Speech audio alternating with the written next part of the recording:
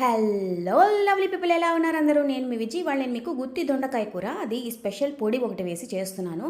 చాలా టేస్టీగా ఉంటుంది. ముందుగా దొండకాయ ముక్కలు అయితే ఇలా 4 పక్షాలుగా తరుక్కొని మూత పెట్టి బాగా కొంచెం మగ్గనివ్వండి నూనెలో వేసి.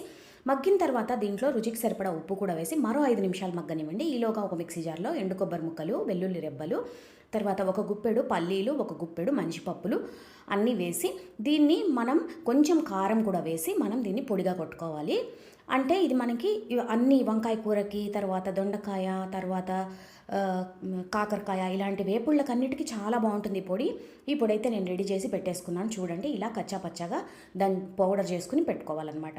ఇప్పుడు మన దొండకాయ ముక్కలు ఒకసారి చూద్దాము. ఆల్రెడీ ఉప్పు కూడా వేసాం కాబట్టి బాగా మగ్గిపోయాయి. ఇప్పుడు మనం దీంట్లో చేసుకున్న ఈ పొడి ఉంది కదా, దీంట్లో కారం కూడా ఆల్రెడీ వేసేసాం కదా.